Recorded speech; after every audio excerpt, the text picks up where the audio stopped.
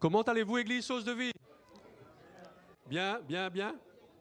On va aller individuellement avec chaque personne. Comment vas-tu aujourd'hui? Comment ça va? Il va lever le poing. On va laisser les enfants entrer dans les classes. Comme il y a des places qui se vident un petit peu par rapport aux enfants, vous pouvez vous rapprocher. Hein? J'ai vu que c'est atteint. Vous avez rajouté des chaises derrière. Je pense que les chaises rouges habituelles sont plus confortables que les chaises pliantes. Là. Mettez pas de pression, vous pouvez venir devant. Rapprochez-vous.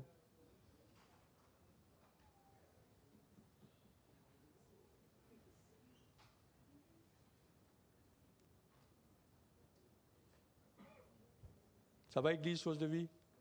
Vous allez bien? Oui, oui. Il y a un petit plus de oui ici, pas trop de oui là-bas. Bon.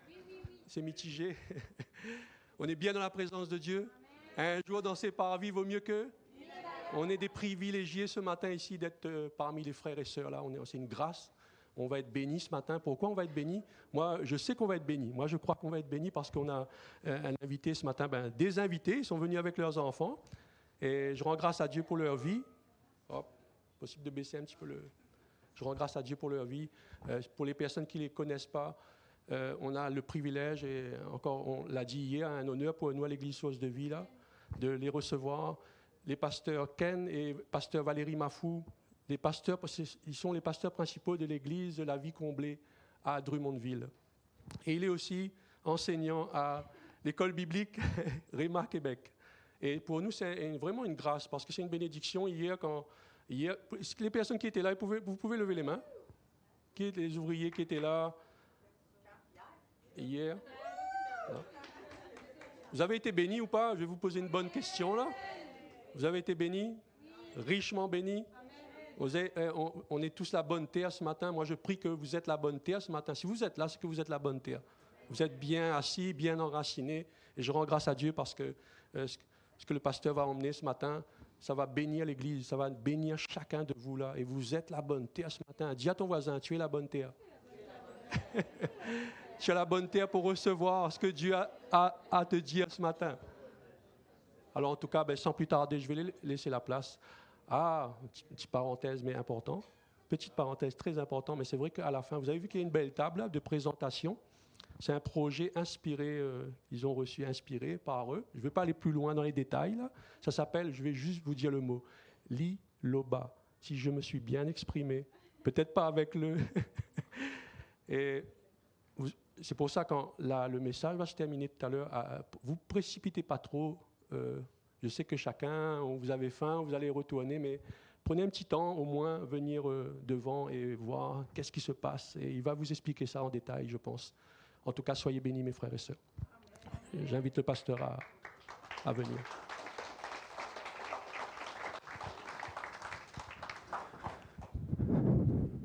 Merci, merci.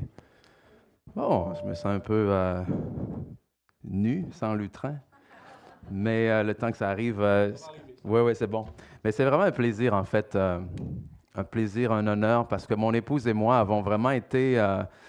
nous avons vu littéralement cette Église, merci, naître dans ses tout débuts, parce que nous sommes des très bons amis avec les pasteurs fondateurs de cette Église, donc Brian et Suzy Berg, qui sont maintenant au Colorado. Mais lorsqu'ils ont vraiment eu cet appel de Dieu, non seulement de partir de Sherbrooke, de venir s'installer ici à Trois-Rivières et de démarrer l'Église, on était là avec eux, je me souviens. Et c'est vraiment une belle image parce que je ne me rappelle pas avoir prêché devant une salle aussi pleine ici à Trois-Rivières. Amen. Dans les débuts, ceux qui étaient là dans les tout débuts, que ce soit à l'Église, que ce soit les réunions à l'hôtel juste de l'autre côté, ou bien avec l'école biblique Immersion, amen. Il y en a qui étaient là à l'Immersion, pas beaucoup, hein, quelques-uns, oui, je vois des mains. Des fois, il y avait 3, 4, 5 élèves, et là, on voit vraiment la main de Dieu, la grâce de Dieu qui est là. Puis je pense qu'on peut remercier le Seigneur pour tout ce qu'il fait ici à Source de Vie. Et remercier tout spécialement aussi Pasteur Yoni, Pasteur Josie également pour pour reprendre tout ça de main de maître. Et merci vraiment pour cette invitation. C'est un honneur. Donc, est-ce qu'il y a des gens qui sont prêts à recevoir la parole ce matin? Amen. Et la manière dont j'aime procéder, j'aime commencer en lisant un passage des Écritures sur lequel on va se baser ensemble ce matin. Et vous êtes chanceux, le passage est très court ce matin, mais non moins puissant et non moins bénissant, j'ose l'espérer. Alors, je vous amène en 2 Corinthiens, chapitre 2. Donc, si vous avez vos Bibles, vous pouvez tourner en 2 Corinthiens, chapitre 2. Sinon, la majorité des versets, des points qu'on va voir ensemble ce matin seront à l'écran. 2 Corinthiens, chapitre 2, le verset 14, qui va comme suit. « Grâce soit rendue à Dieu qui nous fait toujours, on va dire ensemble, toujours triompher en Christ et qui répand par nous en tout lieu l'odeur de sa connaissance. » Terminé. Amen. Et inspiré de ce passage, le titre du message que j'ai pour vous aujourd'hui, c'est « La vie dont vous êtes le héros ». La vie dont vous êtes le héros. Je ne sais pas, ça va peut-être trahir mon âge, mais à l'époque, il y avait ces livres que j'aimais lire qui étaient justement les livres dont tu es le héros. Est-ce qu'il y a des gens qui ont déjà lu ces livres-là? Est-ce que je suis seul? Oh, il faut qu'il y ait au moins quelques mains là, amen, qui se lèvent. Et dernièrement, justement, il y a mon fils qui a retrouvé un de ces livres. Ce n'est pas exactement le même, mais c'est l'aventure dont tu es le héros. Et peu importe que ce soit aujourd'hui ou que ce soit il y a 10 ou 15 ans, le principe, le concept de ces livres-là est très simple. En fait, le narrateur, il y a quelqu'un qui présente l'histoire et qui, à certains moments dans l'histoire, nous offre des options. Par exemple, tu fais une aventure, tu arrives à un certain lieu, il y a 3 portes, tu dois choisir la porte toi-même que tu veux prendre. Et selon la décision que tu vas prendre, eh bien, la suite ils vont t'envoyer à une certaine page et la suite de l'histoire va être différente. Amen? Donc, c'est ça le concept de la vie dont nous sommes le héros. Et j'ai toujours apprécié lire ces livres-là. Pourquoi? Parce que, bien justement, ça te donne une espèce de sentiment de contrôle. Amen? Et qui n'aime pas? On va se l'avouer. Avoir ce sentiment-là de contrôle de sa vie. Avoir ce sentiment de, c'est non seulement c'est moi qui contrôle, mais c'est moi le héros. C'est moi le personnage principal. C'est moi qui triomphe toujours. Ce n'est pas un hasard que les films de super-héros, justement, aujourd'hui, ont la cote, comme on peut dire, n'est-ce pas? Est-ce qu'il y a des fans de super-héros ici ce matin? Ah ouais? Pas plus que ça? Ah, c'est décevant, là, OK? Donc, ceux qui ont levé la main à 3, hein, si vous n'êtes pas trop gênés, à 3, je veux que vous me disiez qui est votre super-héros favori. 1, 2, 3. Oh, aïe, aïe. Là, il va y avoir un débat, là. Catwoman, il y a vraiment quelqu'un qui a dit Catwoman? Hey, je pense que si on demande à ChatGPT, Catwoman n'est pas dans la liste officielle des super-héros. OK? Mais on aime. Même si on n'est pas fan de super-héros, je pense qu'on aime ce que les super-héros, ou du moins ce qu'on pense que les super-héros nous passent comme message. On aime les super-pouvoirs, on aime dire « ouais, je peux penser, voir ce que les autres pensent », on aime dire « je vais voler », on aime dire « j'aimerais ça être invisible l'espace d'un moment ». Mais ce que j'aimerais vous soumettre aujourd'hui, c'est que ce qu'on en admire des super-héros, c'est-à-dire leur pouvoir, n'est en fait pas ce qui est le plus grand et le plus important chez eux.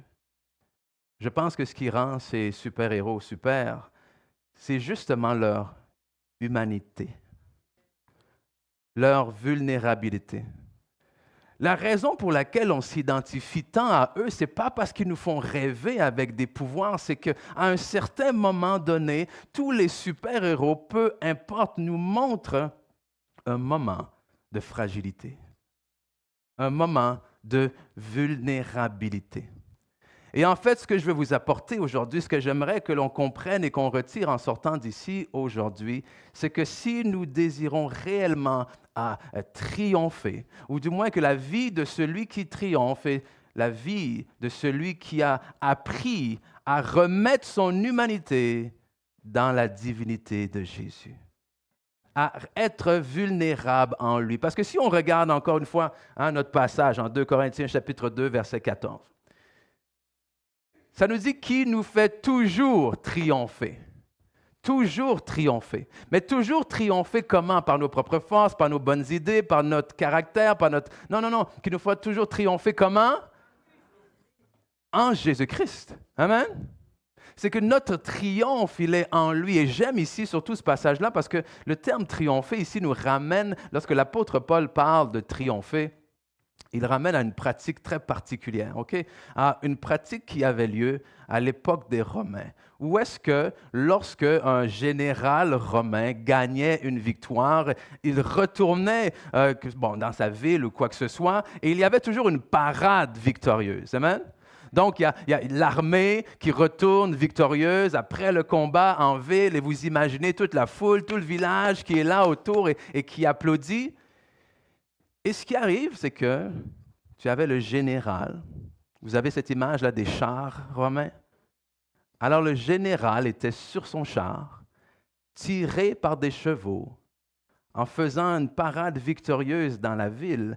Et derrière son char, il y avait ses ennemis qu'il avait pris prisonniers, qui étaient attachés derrière le char. En fait, ce que l'apôtre Paul essaie de nous dire ici, c'est quoi? C'est qu'en Jésus-Christ, dans toute situation, dans toute circonstance, tes ennemis sont attachés derrière toi. Amen?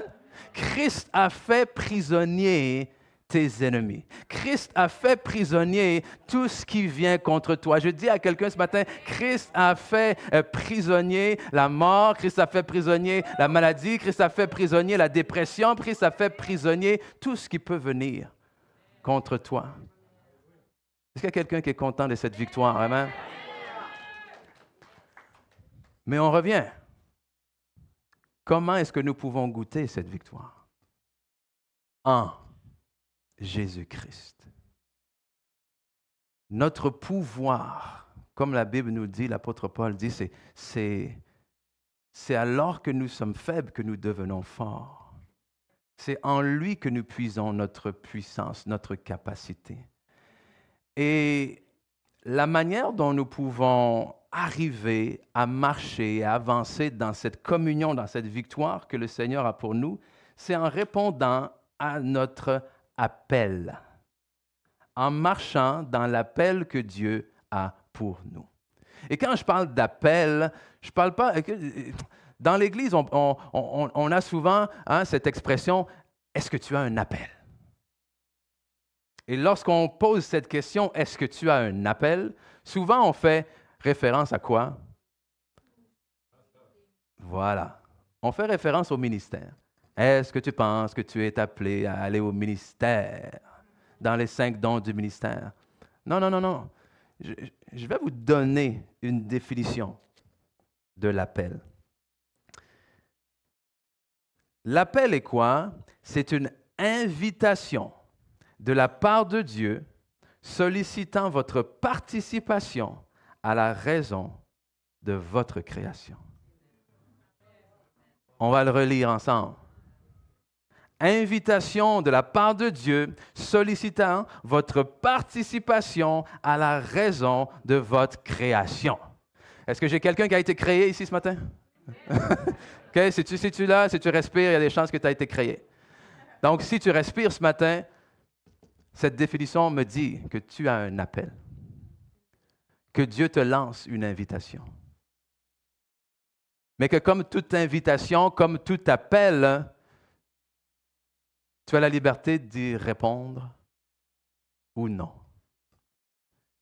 Et ce matin, j'aimerais vous aider à entrer, à répondre favorablement à l'appel que Dieu a pour vos vies. Amen? Et pour ce faire, on va prendre une histoire, une une parabole qui n'est pas dans votre Bible, ok? Alors que je vais la nommer, ne la cherchez pas, elle n'est pas dans la Bible. Mais même si cette parabole qu'on va voir ensemble ce matin n'est pas dans la Bible, vous allez remarquer que chacun des points, chacun de ces principes est ancré dans la parole de Dieu. Et la parabole que nous verrons ensemble ce matin, c'est la parabole du crayon. Ouais. Merci. C'est tout un crayon, ça. Okay? C'est un crayon pastoral. Comprends? La parabole du crayon. La parabole du crayon va comme suit. Okay?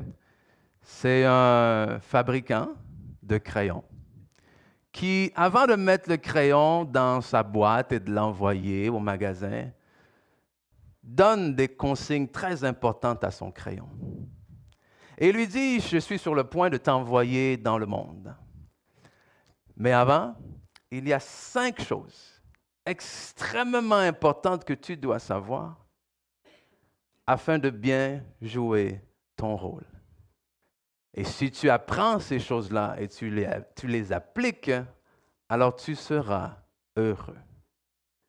Et le crayon dit au fabricant, oui, c'est bon, j'accepte.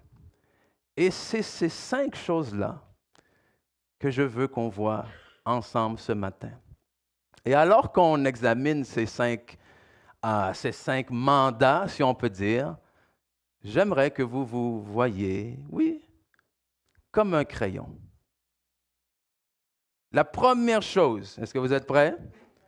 La première chose que le fabricant du crayon dit, c'est tu pourras faire de grandes choses à condition de te laisser guider par une main. Tu pourras faire de grandes choses à condition de te laisser guider par une main. On a un jour posé la question à Michel-Ange. Vous connaissez Michel-Ange? Michelangelo, non pas le Tortue Ninja, mais l'artiste et sculpteur, OK? Et on lui a déjà demandé, mais comment est-ce que vous vous y prenez pour faire vos sculptures? Et sa réponse a été fascinante. Sa réponse a été, en fait, pour moi, lorsque je regarde ce bloc de marbre, la sculpture, elle est déjà là. Elle est déjà à l'intérieur. Tout ce que je fais, c'est la libérer. Et j'aime ça parce que lorsque je lis Éphésiens 2, le verset 10 dans la parole de Dieu, la Bible nous dit « Car nous sommes son ouvrage, ayant été créés en Jésus-Christ, pour des bonnes œuvres que Dieu a préparées d'avance afin que nous les pratiquions. » Et le mot « ouvrage » ici, c'est vraiment en fait « chef-d'œuvre ». Et j'aimerais ce matin, peu importe dans quelle situation tu vis, peu importe comment tu te sens ce matin, j'aimerais qu'ensemble, on puisse dire, je suis le chef-d'œuvre de Dieu. On va dire ensemble, je suis le chef-d'œuvre de Dieu. Ouais. Et ce que tu dis, c'est la vérité. Mais peut-être que tu en es peut-être au 2e, 3e coup de marteau. Amen? La réalité, c'est que lorsque tu regardes ta vie et que les gens peut-être regardent ta vie, tout ce qu'ils voient, c'est un bloc de marbre. Peut-être que lorsqu'ils examinent ta vie, tout ce qu'ils voient, c'est quelques fissures par-ci, par-là. Et ils se demandent, mais qu'est-ce qui va sortir de bon de ça? Mais la réalité, c'est que lorsque Dieu te regarde, que ce soit au 2e, au 5e, au 100e, au 500e coup de marteau, Dieu, lui, il n'y a rien qu'il voit de plus. Il a déjà tout vu dès le commencement. Amen? C'est comme ça qu'il peut dire de Jésus, « Voici mon Fils bien-aimé en qui j'ai mis toute mon affection. » Et ce, à quel moment? Avant même que Jésus n'ait opéré le simple petit miracle. Il a dit, « Je t'aime déjà. » Et Dieu dit ce matin, je t'aime déjà. Arrête d'essayer de gagner mon amour. Et vous savez, c'est tellement, je ne sais pas combien de coups de marteau et que ça peut prendre pour finalement dire, ouais, ça y est, j'ai terminé. Mais ne jugez pas une œuvre avant qu'elle soit achevée. Amen. Des fois, on fait ça chez les autres. Mais des fois, on fait ça avec nos propres vies également. Oh Seigneur, quand? Oh Seigneur, pourquoi? Et à ce moment-là, qu'est-ce qu'on a tendance à faire? C'est quoi? C'est OK, c'est bon. Je vais le prendre moi-même, le crayon. Hein, donne-moi le marteau, Seigneur, ça va aller plus vite. OK? Non, je sais, vous n'avez jamais pensé ça. Hein? Hein? C'est comme, oui, je suis d'accord avec ce que tu veux faire, Seigneur, mais prête-moi le marteau juste 5 minutes. Ouais, voilà, c'est beaucoup mieux. Non. C'est pas pour rien que c'est la première des règles. C'est que la première des règles, il faut qu'on apprenne. Comme la Bible nous dit que nous sommes l'argile. Il est le potier. On doit apprendre qu'on doit lui faire confiance. On doit lui faire confiance. Et tu sais, un des versets, je pense, qui est le plus connu, amen, et qu'on voit le plus dans quoi que ce soit, c'est Jérémie 29, 11. Amen? Oh, car je connais les projets que j'ai formés sur toi. Des projets de paix et non de malheur, pour te donner un avenir et de l'espérance. C'est un des versets les plus connus. Et pourtant, combien d'enfants de Dieu ne marchent pas dans la réalité de ce verset? Combien d'enfants de Dieu se posent la question toujours, qu'est-ce que tu as de bon pour moi, Seigneur? Car je connais les projets que j'ai formés sur toi, dit l'Éternel. Oui, je vois rien. Des projets de bonheur et non de malheur. Mais pourquoi j'ai mal en ce moment? Des projets pour donner de l'avenir et de l'espérance. Fais confiance à Dieu. Et je vais résulter. Fais confiance à Dieu jusqu'au bout. Et jusqu'au bout, ce n'est pas quand toi tu dis, Seigneur, je suis à bout. Hello. OK? Il a promis qu'il allait rendre cette œuvre-là parfaite. Donc, la première chose, mes chers petits crayons, tu pourras faire de grandes choses à condition de te laisser guider par une main. Deuxième chose que le fabricant de crayons a dit à son crayon et que je vous dis aujourd'hui. De temps en temps, tu devras supporter un douloureux aiguisage. Mais celui-ci sera nécessaire si tu veux optimiser ton efficacité. Est-ce qu'il y a quelque chose de plus enrageant? Bon, sûrement, OK, mais que d'écrire avec un crayon, avec une mine qui n'est pas aiguisée. Tu sais, ça va tout croche. Et on se dit, pour un crayon, c'est normal, on va l'aiguiser, ça fonctionne mieux. Mais est-ce que tu sais que Dieu veut t'aiguiser aussi? Et la Bible emploie un autre terme. La Bible n'emploie pas le terme aiguiser, mais emploie le terme émonder. C'est ce que l'on lit en Jean chapitre 15, versets 1 et 2. Je suis le vrai cep et mon Père est le vigneron. Tout sarment qui est en moi et qui ne porte pas de fruit, il le retranche. Et tout sarment qui porte du fruit, il l'émonde.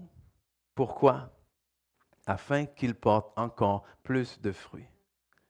La prochaine fois que tu pries, Seigneur, je veux porter du fruit, alors tu sais ce qui va arriver ensuite. Amen. J'ai une belle-mère qui adore les plantes. Et en fait, Dieu merci. Pourquoi? Parce que lorsqu'on a eu notre première maison, tu sais, tu habites un appartement, tu n'as presque ou pas du tout de terrain ou quoi que ce soit, donc ce n'est jamais réellement une inquiétude. Et un jour, tu arrives, bam, tu as une maison, Et là, il y a tout un aménagement paysager. Tu dis, qu'est-ce que je suis supposé faire avec ça? C'est comme, ouais, c'est beau, mais un jour, tu réalises que ça ne reste pas beau seul. Que tu dois t'en occuper. Et moi, j'avais en tête que une fois ou deux par année, tu tailles les arbustes. Pourquoi? Juste pour que ça soit plus beau.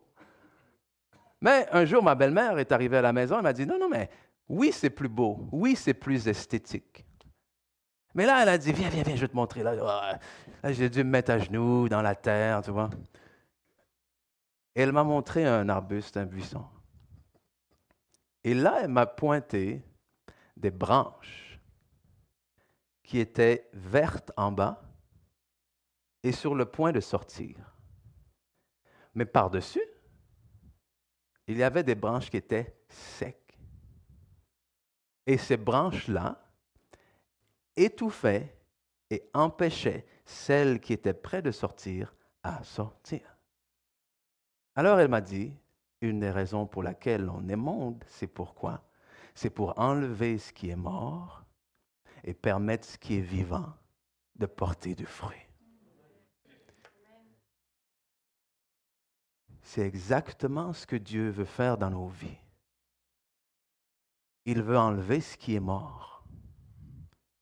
Et des fois, ce qui est mort, écoute-moi bien, des fois, ce qui est mort dans nos vies ne représente pas nécessairement quelque chose qui n'est pas bon.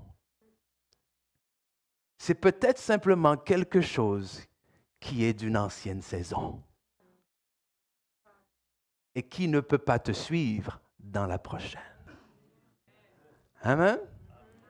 Et des fois, on a peut-être plus de facilité à identifier ce qui est mort. C'est-à-dire, oh, ça c'est mauvais, ça c'est mal, je dois arrêter ci, aide-moi Seigneur. Mais peut-être, ça c'est très bon, ça me fait beaucoup de bien. Dieu a utilisé ça pour une saison. Je pense au peuple d'Israël. Écoute, Dieu a délivré son peuple d'Égypte. Mais qu'est-ce que le peuple d'Israël faisait en Égypte d'abord?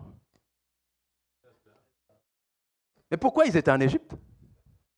C'est qui les a envoyés en Égypte? C'est Dieu. Amen? Dieu avait envoyé le peuple d'Israël en Égypte. Pourquoi? À cause pour les sauver de la famine. Amen? La famine, Dieu envoie Joseph en Égypte. Il dit, grâce à toi, tout le reste de ta famille va venir. Ta famille va être sauvée. Amen? Mais un jour, le lieu de délivrance devient le lieu d'esclavage. Et qu'est-ce qu'ils ont fait? On veut rester ici. Je ne vais pas m'en aller.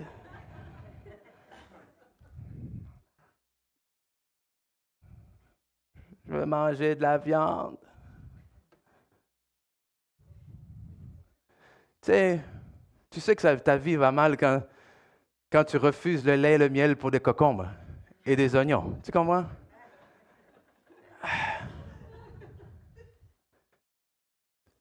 Et c'était cette espèce d'amnésie sélective. Ils ont oublié tout le dur labeur, ils ont oublié tous les coups de fouet, ils ont oublié toutes les journées à retourner et avoir, j'imagine, des ampoules partout dans les mains et pas savoir s'ils allaient vivre même pour le jour d'après. Ils ont oublié tout ça. Tout ça. Au moins, là-bas, on avait de la viande à manger. Wow!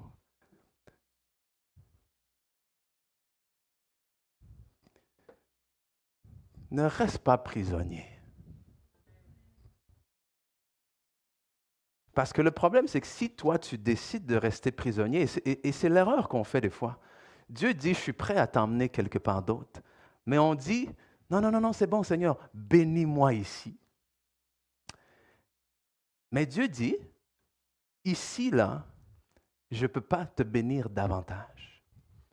Parce que comme un arbuste, il y a des branches autour qui empêchent ce que je veux faire grandir en toi de grandir.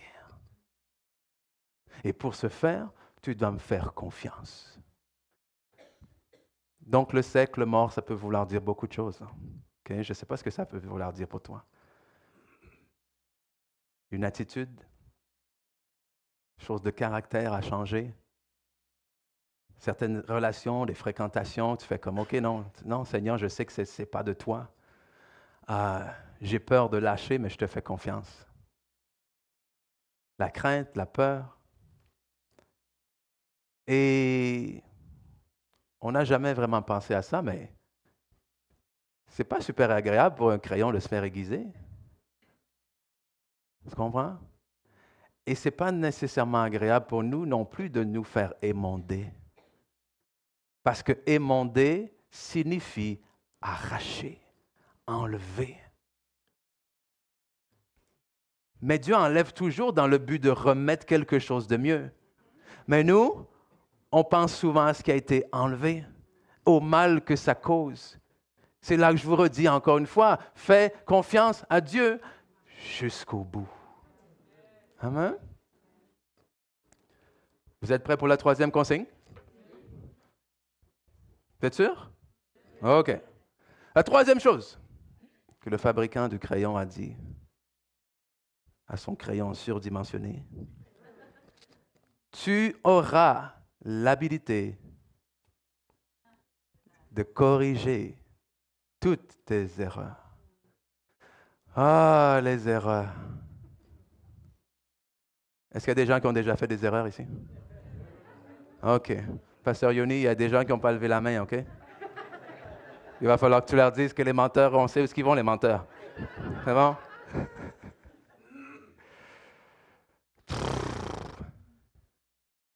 J'aimerais. Il y a une raison pour laquelle mon super-héros préféré, c'est Superman. Parce que pour moi, Superman, il est parfait. Hein? La seule façon que tu peux le battre, c'est d'aller chercher une pierre quelconque extraterrestre, que c'est impossible que... Tu comprends? Il n'y a que la kryptonite, là. Sinon, Superman, il est parfait. Il a tous les pouvoirs. Et des fois, j'aimerais avoir tous les pouvoirs. J'aimerais être parfait. J'aimerais être le mari parfait, qui ne fait jamais d'erreur et qui dit toujours les bonnes choses. J'aimerais être le père parfait, qui fait toujours les bonnes interventions. J'aimerais être le pasteur parfait, qui prêche toujours le bon message au bon moment et qui a toujours la bonne réponse. J'aimerais être l'homme parfait.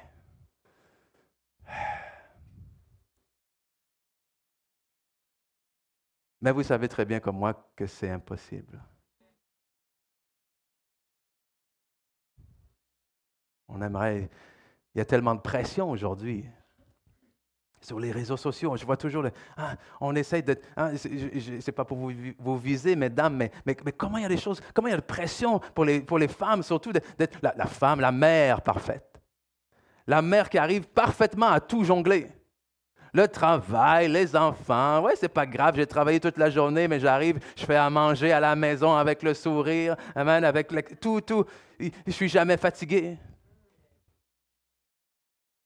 Il n'y a personne qui est parfait et pourtant, on a honte de nos erreurs tellement souvent. En oubliant que c'est justement à cause de notre vulnérabilité et de nos erreurs que Christ est venu pour nous. Et on oublie. Je vais comment dire? Je vais enlever du poids sur bien des gens ce matin. Une vie parfaite n'existe pas. Alors tu peux relaxer les épaules, OK? Vous savez, aujourd'hui, on se plaint à l'occasion de notre système de santé, OK? Mais vous savez que dans les années 1900, 1930, etc., le côté santé et salubrité, c'était pas terrible.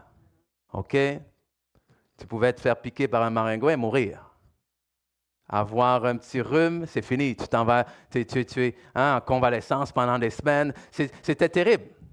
Les gens mouraient pour la moindre petite infection, le moindre petit microbe, des choses pour lesquelles aujourd'hui, tu prends quelques petites pilules à peine ou même pas, tu attends quelques jours, c'est terminé. À l'époque, les gens mouraient pour rien.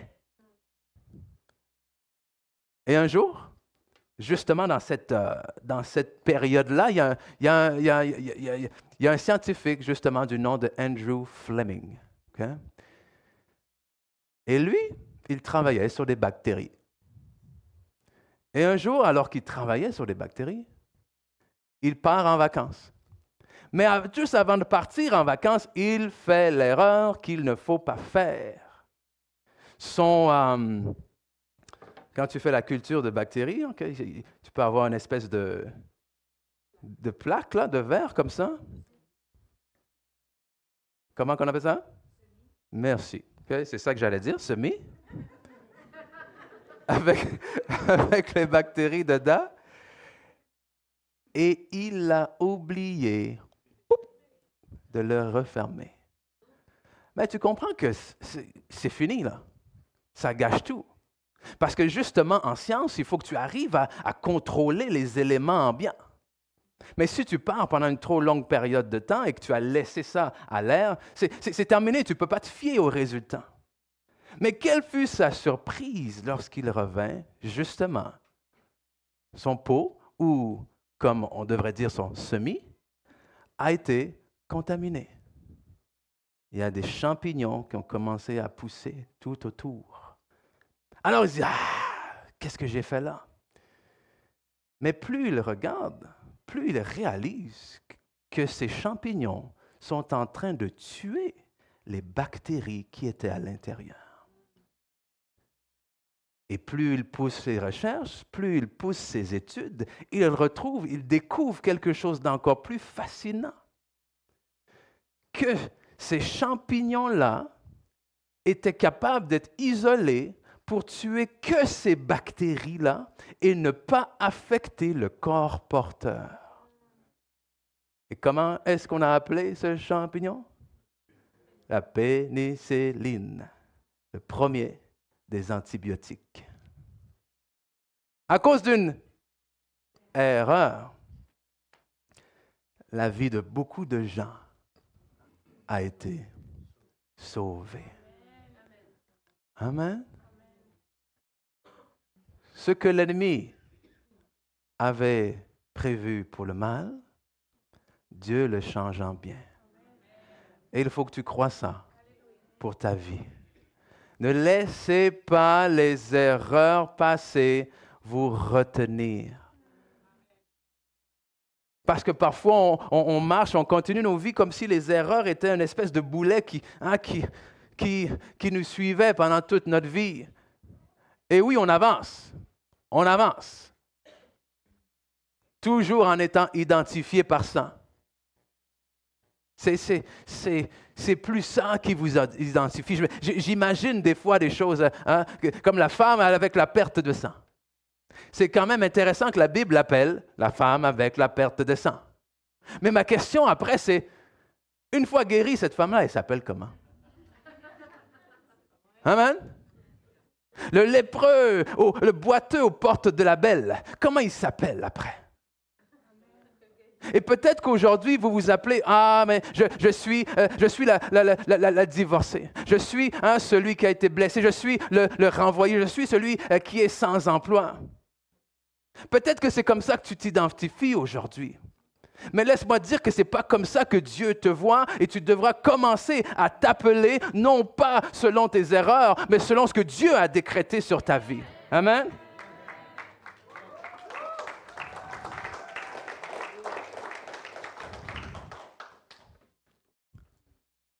Parce que quatrièmement, ta partie la plus importante sera toujours à l'intérieur. Tu peux amener l'autre crayon, s'il te plaît? Eh oui, ils sont deux. S'il est caché dans une poche quelconque, en arrière, plus profond. C'est dur à dire. C'est dur à croire qu'on perd un crayon aussi gros. Hein? Merci. Un jaune, un bleu. Il y en avait des rouges, il y en avait des roses. L'extérieur n'est qu'une question de préférence. Au final, ils font exactement la même chose. Malheureusement, nous sommes dans une société où on met beaucoup d'accent sur l'extérieur. Mais je répète ce que le fabricant de crayons dit, ta partie la plus importante, c'est ce qui est à l'intérieur. La Bible nous dit de l'abondance du cœur, la bouche parle. Et j'aime ce passage dans les Écritures en Matthieu chapitre 23, les versets 25 et 26. C'est Jésus ici qui parle et qui dit, malheur à vous, spécialistes de la loi et pharisiens hypocrites, parce que vous nettoyez l'extérieur de la coupe et du plat, alors qu'à l'intérieur, ils sont pleins de vos produits de vol et de vos excès. Pharisiens aveugles, nettoie d'abord l'intérieur de la coupe et du plat, afin que l'extérieur aussi devienne pur. Amen? Prends d'abord soin de ton cœur. Prends d'abord soin de l'intérieur. Est-ce que je suis en train de dire de ne pas te laver? C'est pas ça que je dis. OK? Mais on sait très bien que peu importe ce que tu réussis à présenter comme image aux autres à l'extérieur, si à l'intérieur tu es tout brisé, ça ne vaut rien.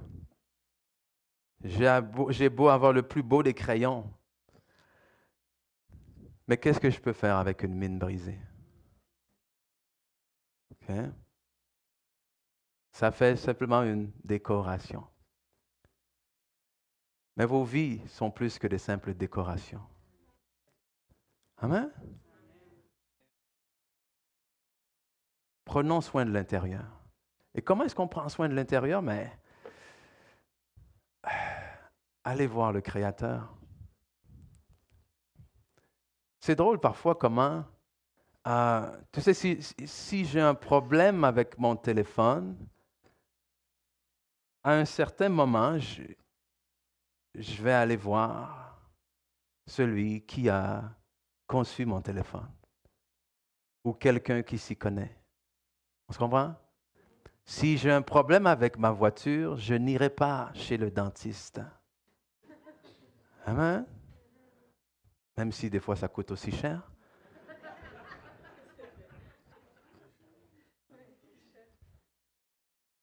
Si j'ai un problème avec mes dents, je n'irai pas chez le boulanger. Alors si tu as un problème avec ton identité, avec qui tu es, pourquoi est-ce qu'on court à toutes sortes d'endroits autres que vers le Seigneur? La meilleure personne placée pour te réparer, entre guillemets, c'est celui qui t'a créé. C'est celui qui t'a créé pour des bonnes œuvres. C'est celui qui t'a dit, car je connais les projets formés sur toi.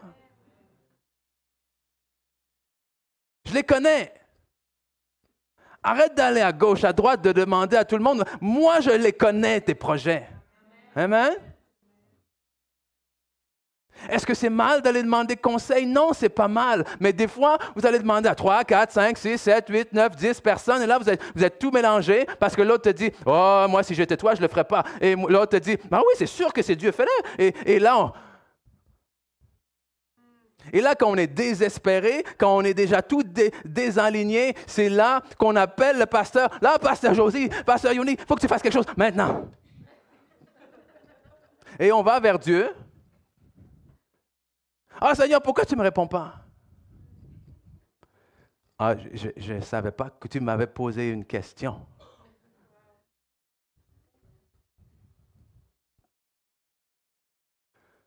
Prenons l'habitude de revenir à lui. On a chanté. Tu nous donnes de la vie. Voici notre louange.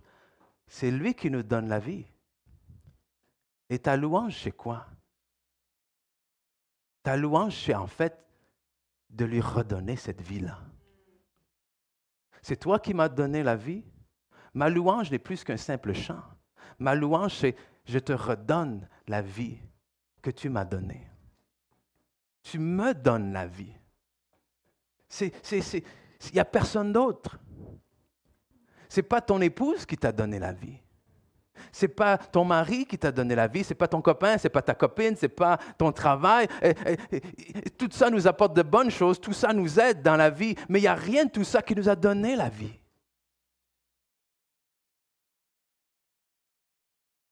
Et si tu perds ton emploi demain, Christ est toujours sur le trône. Amen.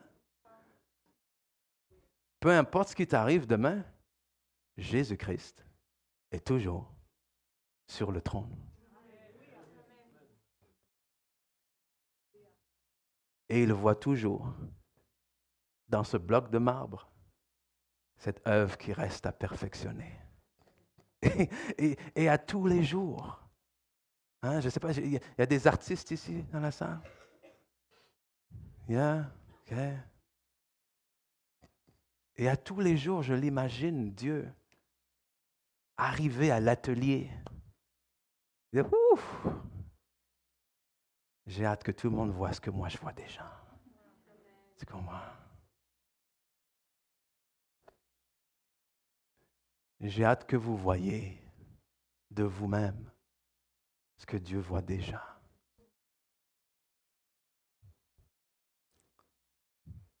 Cinquième et dernier point. Je ne sais pas si vous êtes prêts à celui-là. Notre ami le fabricant de crayons dit à son crayon, avant de le mettre dans la boîte, tu sais, indépendamment des conditions, tu devras continuer à écrire. En laissant un signe clair et lisible, même si la situation est difficile. Un crayon n'a qu'une seule raison d'être, c'est d'écrire. Et peu importe ce qui se passe dans sa vie, le crayon devra persister et continuer à écrire. Il y a cette expérience qui a été, je ne me rappelle plus en quelle année, mais ils ont mis quatre singes dans une pièce, qui est beaucoup plus petite que celle-ci, mais quatre singes dans une pièce. Et au milieu de la pièce, ils ont installé un poteau. Un poteau au haut duquel ils ont mis des bananes. Okay? Et évidemment, le but, c'était de voir, singe, pièce, banane, le calcul n'est pas trop compliqué. Donc, le premier singe arrive pour monter là, le poteau. Et alors que le premier singe essaie de monter le poteau, il y a quelqu'un, un des scientifiques qui fait l'expérience, prend un boyau d'arrosage,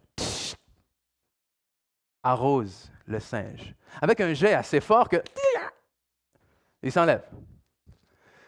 Singe numéro 2, même chose. 3, et là, quelque chose de fascinant arrive. Alors que le quatrième singe essaie de monter, ce n'est plus le boyau d'arrosage qui l'a arrêté. C'est un autre singe qui a attrapé celui qui voulait monter et qui l'a redescendu. Au fil du temps, ce qu'ils ont fait, donc des 4 premiers singes, ils en ont enlevé un et ils ont mis un nouveau qui n'avait jamais été arrosé, qui n'avait jamais rien vu. Et là, tranquillement, évidemment, lui, il n'a jamais rien vécu, il voit des bananes, il dit, mais il se fait descendre par les autres. On change lui, on en met un nouveau, il se fait descendre par les autres, etc. Jusqu'au jour où, au fil du temps, vous réaliserez qu'il se retrouve dans la cage ou dans la pièce 4 singes qui n'ont jamais été arrosés, mais qui pourtant n'ont jamais osé aller chercher les bananes. Et ça, c'est ce que les blessures et les mauvaises expériences nous font. On a tellement peur de se faire arroser de nouveau qu'on n'ose même plus aller chercher ce qui est pourtant à notre portée. Et non seulement ça, des fois on peut se laisser tellement infecter que quand quelqu'un dans l'entourage vient nous donner une bonne nouvelle, on lui répond « Ah, attends, c'est une question de temps, tu vas voir. Si j'étais toi, je ne m'emballerais pas si vite. » C'est un exemple fictif, vous n'avez jamais fait ça, je sais. Okay. Parce que des fois, le crayon, il n'est pas comme ça, il est plus comme ça. Okay. Vous avez déjà senti la vie vous faire ça? Okay. La vie peut faire ça des fois. Okay. Est-ce qu'il y a déjà quelqu'un qui a vécu des moments difficiles dans sa vie? Est-ce que tu as déjà vécu des moments où tu ne savais pas comment tu allais t'en sortir? Peut-être que là, aujourd'hui encore, tu es dans un de ces nœuds et que tu ne sais pas comment t'en sortir. Mais ce matin, je veux te dire quelque chose de très important. Écoute bien.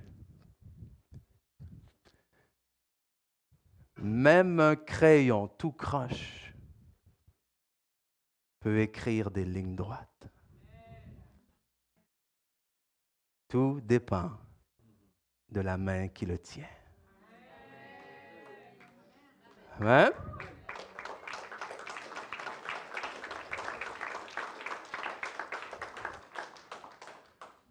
Même un crayon tout croche peut encore faire des lignes droites. Et ma question pour toi, c'est quelle main qui te tient? À qui peux-tu faire confiance? Oui, Marcel, tu es là?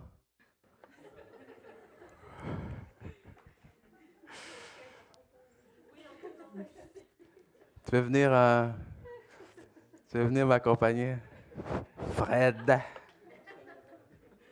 C'est une longue histoire, OK?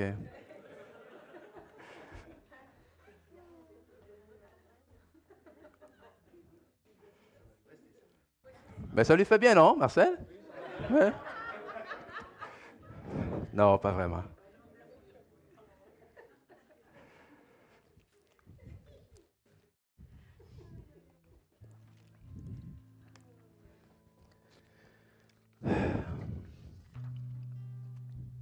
Tu pourras faire de grandes choses à condition de te laisser guider par une main. De temps en temps, tu devras supporter un douloureux aiguisage, mais celui-ci sera nécessaire si tu veux optimiser ton efficacité. Tu auras l'habilité de corriger toutes tes erreurs. Ta partie la plus importante sera toujours à l'intérieur. Et indépendamment des conditions, indépendamment des circonstances, indépendamment de ce que tu traverses, indépendamment de ce que tu penses, indépendamment de ce qui se présente devant toi, tu devras toujours continuer. Tu devras toujours continuer. Parce qu'indépendamment des conditions, indépendamment des circonstances, Dieu a encore un plan pour toi. Le téléphone, l'appel de Dieu existe encore pour toi. Que peu importe ce que tu traverses, Dieu n'est pas ébranlé sur son trône. Dieu n'est pas en train de dire à ses archanges, « Oh, Gabriel, Michael, venez ici, je pense qu'on s'est trompé avec lui. Je pense qu'on s'est trompé avec elle. Il y a une situation dans sa vie que je n'avais pas prévue. Elle a réagi d'une façon dont je ne m'y attendais pas. » Non. L'appel de Dieu sur ta vie reste. Lorsque Dieu te regarde, il voit ce qu'il a vu dès le début. Mais la question ce matin, c'est quelle est la main que tu vas laisser te tenir? Oh, alléluia. Merci Seigneur.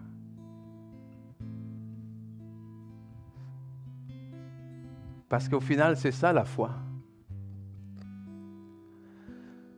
C'est de croire ce qu'on n'arrive pas encore à voir. Et la foi, ce n'est pas toujours avec des choses extérieures, des choses qu'on désire. La foi, c'est aussi à propos de nous. Est-ce que tu as foi en le plan de Dieu pour ta vie?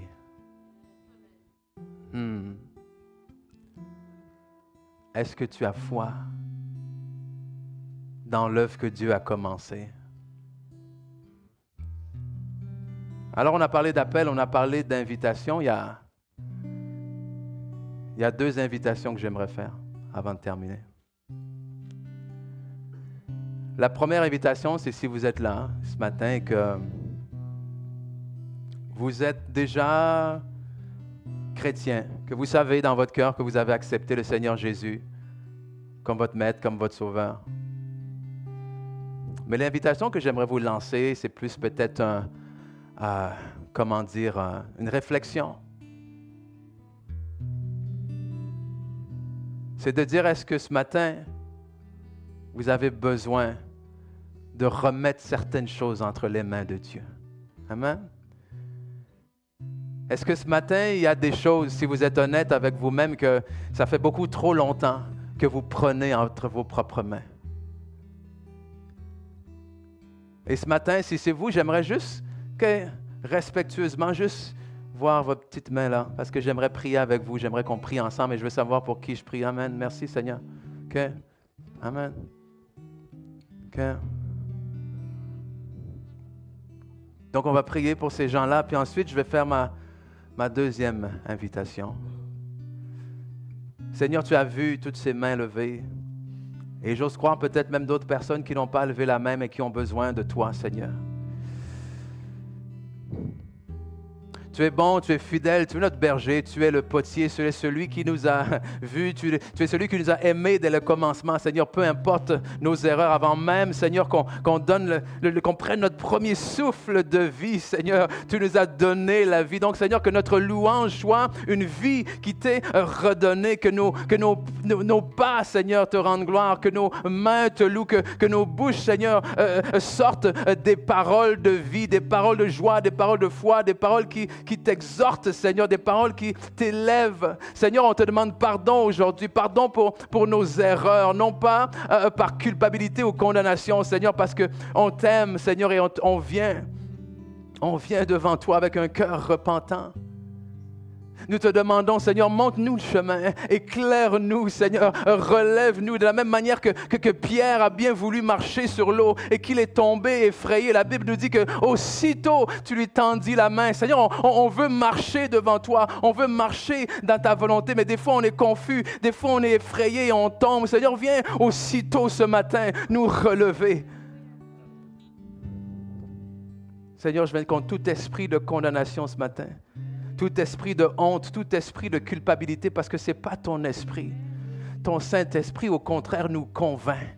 Ton Saint-Esprit nous émonde, amen. Et émonde-nous, Seigneur. Émonde-nous, Seigneur. Amen.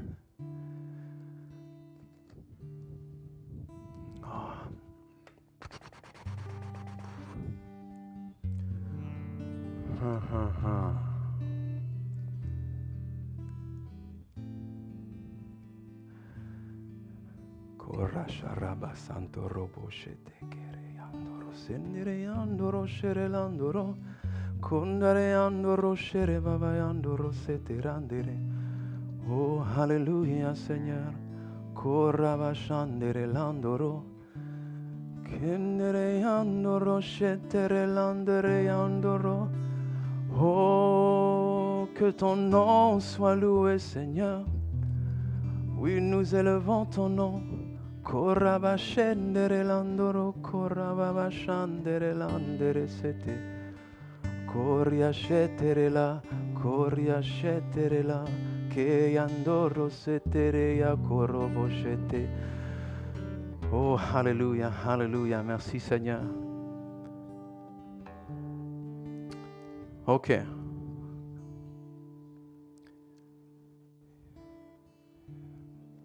y a des choses, je pense que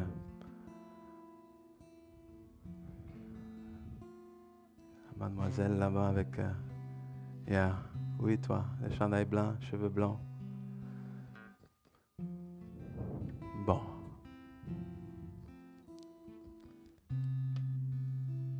Pendant la prédication, et souvent quand ça arrive, c'est qu'il y a quelque chose que le Seigneur veut dire.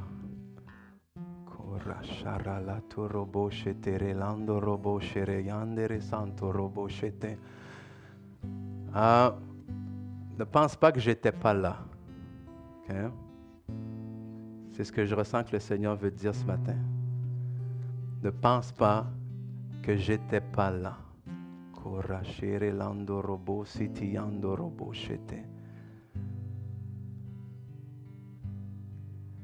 Je sens comme si tu as beaucoup de, non seulement de questions, mais de déceptions. Okay? Il y a beaucoup de déceptions et tu avais beaucoup d'attentes. Il y a beaucoup de choses que tu espérais, que tu voyais. Et que les choses qui se sont passées ne sont pas comme tu espérais les voir.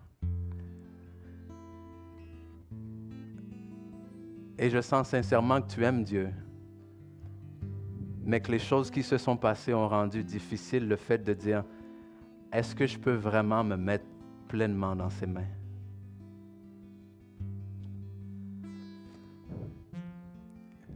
Mais ce que Dieu dit, c'est, je suis loin d'avoir terminé. Okay? Je suis loin d'avoir terminé.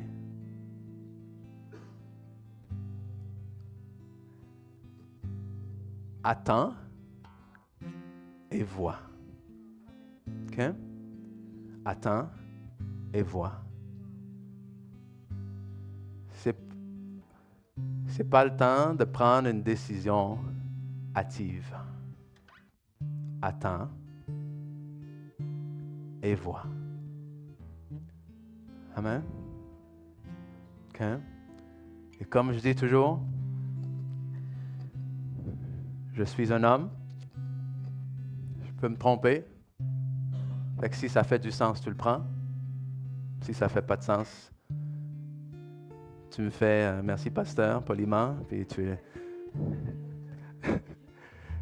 le mets de côté. OK? Alléluia, merci Seigneur.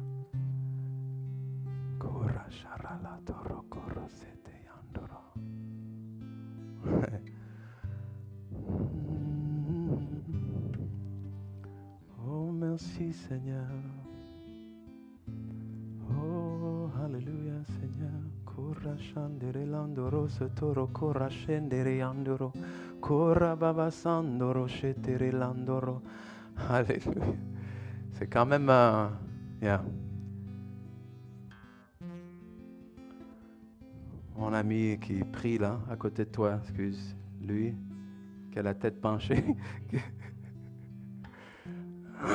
Comment il s'appelle? Il parle que portugais? Est-ce qu'il y a quelqu'un qui peut traduire pour lui? OK.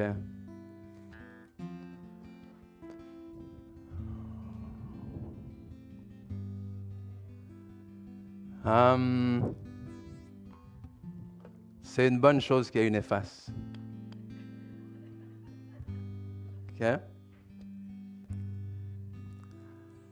Et ce que j'ai l'impression, c'est que au lieu d'effacer, tu as essayé d'écrire tout plein de nouvelles histoires pour corriger celles que tu n'as pas aimées. Mais qu'au final, ça fait tout plein d'histoires qui ne sont pas celles que Dieu veut pour toi. Et vous m'excuserez, c'est vraiment pas un jeu de mots. C'est comme ça. Le Seigneur, il dit, on efface et on recommence. OK?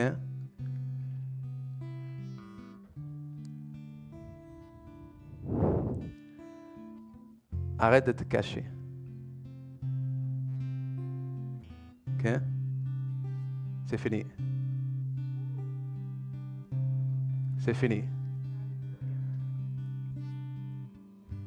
Parce que le Seigneur te lance une invitation.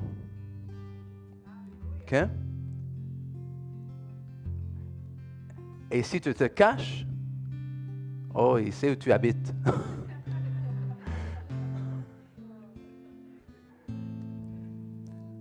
Mais sérieusement, le Seigneur te veut. OK?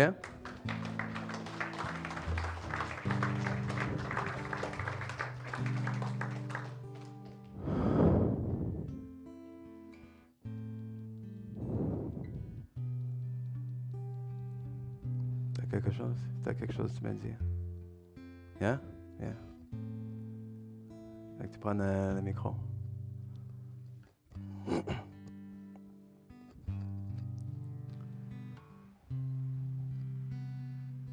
Il y avait une jeune fille qui était là hier à la rencontre. Viens ici. Les cheveux Ça fait courts. que- C'est ta fille, peut-être? Est-ce qu'elle est ici? C'est Pénélope, ça.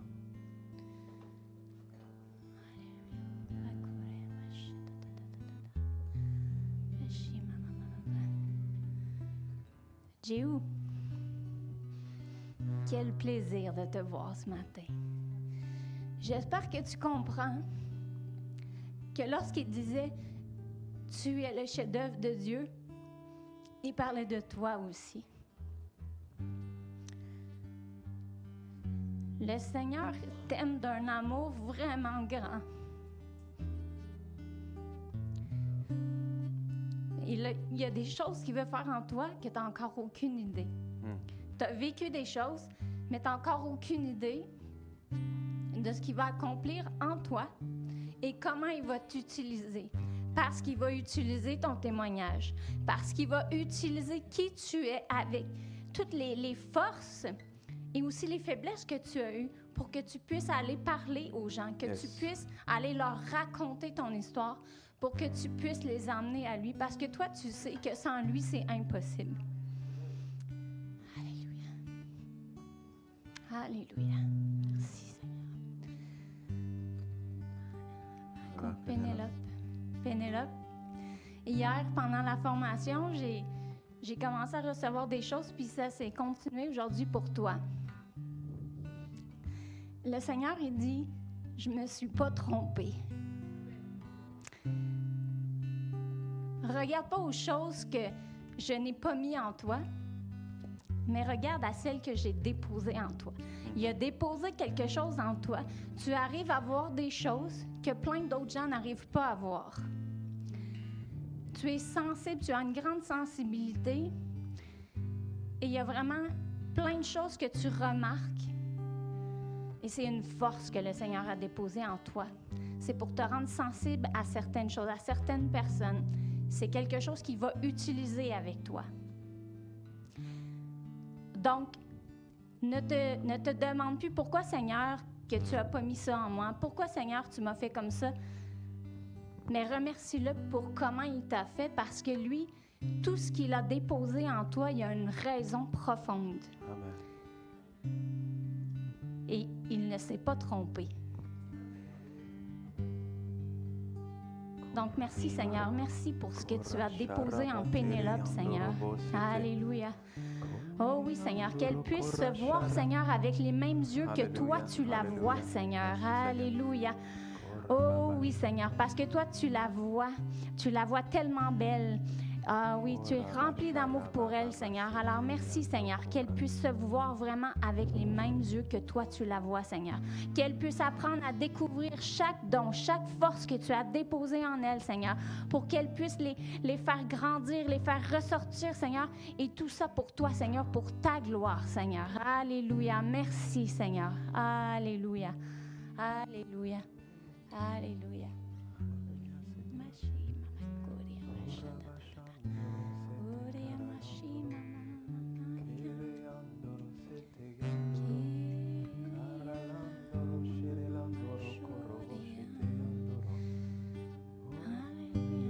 Vous savez, il y a des gens qui se disent en ce moment, « « Ah, mais pourquoi il n'y a pas de parole pour moi? Pourquoi il n'y a pas une parole pour moi? J'ai tellement besoin d'entendre une parole ce matin pour moi, pour m'aider, pour m'encourager. » Mais le Seigneur en a une parole pour vous.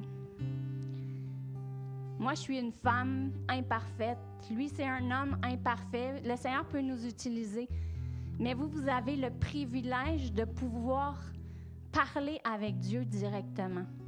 Et je pense que le Seigneur a des choses à vous révéler directement également. Vous devez prendre le temps d'aller à lui, mais de prendre le temps d'écouter ce qu'il dit. Parfois, on va à lui, on parle et on lui demande plein de choses et on lui raconte nos problèmes. Il les connaît déjà. Il connaît déjà tout ce que vous vivez en ce moment. Mais lui, il a peut-être quelque chose à vous dire. Mais prenez ce temps aujourd'hui. Prenez un temps précieux où vous allez aller vers lui juste pour entendre. Parce que je sens que le Seigneur a beaucoup de choses à révéler à plusieurs personnes. Mais il veut que vous alliez à lui. Vous avez un pas à faire. Vous avez un temps à prendre dans votre horaire, à mettre à part et à vraiment juste chercher, Seigneur, qu'est-ce que tu veux me dire aujourd'hui? Restez en silence. Écoutez ce qu'il a à dire. Parce que le Seigneur veut vous parler, veut vous révéler des choses importantes. Et ce n'est pas toujours à travers des hommes, des femmes que vous allez entendre ce qui est le plus important. En fait, c'est vraiment à travers ce que lui va vous dire directement. Il veut vous parler à vos cœurs. Donc, prenez ce temps précieux avec lui. Alléluia.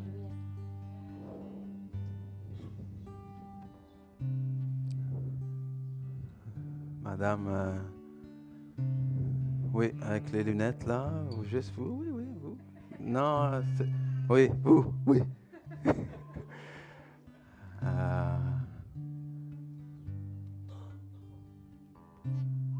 Est-ce que vous êtes ensemble? Oui? OK.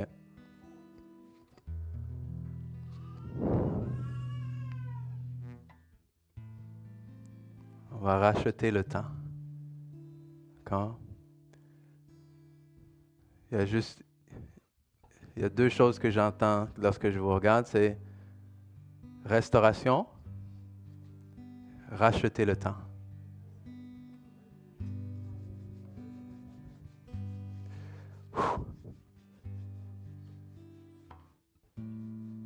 Restauration, racheter le temps. Je ne sais pas ce que ça veut dire. OK?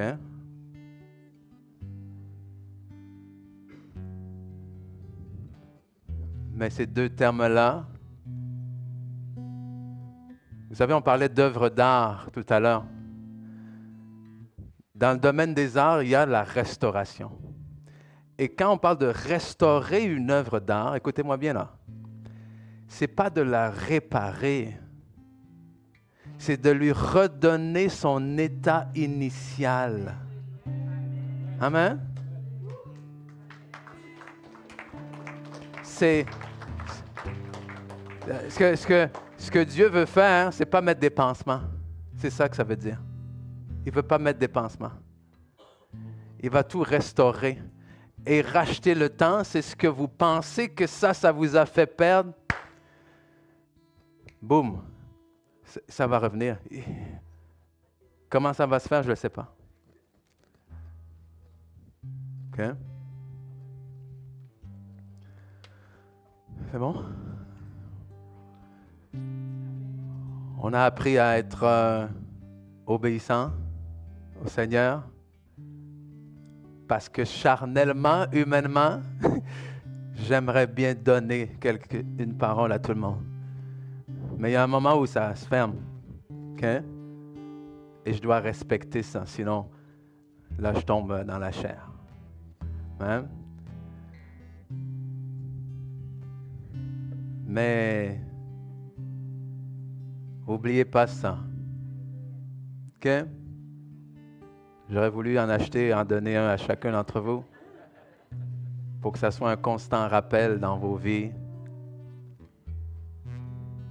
Que le vrai héros, celui qui vit la vie dont il est le héros, c'est celui qui a appris à dépendre de Jésus-Christ. Donc, merci vraiment. Merci d'avoir... Merci encore pour l'invitation. Merci Ben, juste merci. Amen. Que le Seigneur vous bénisse. J'espère que vous avez été bénis ce matin par la parole. Ah, tu veux que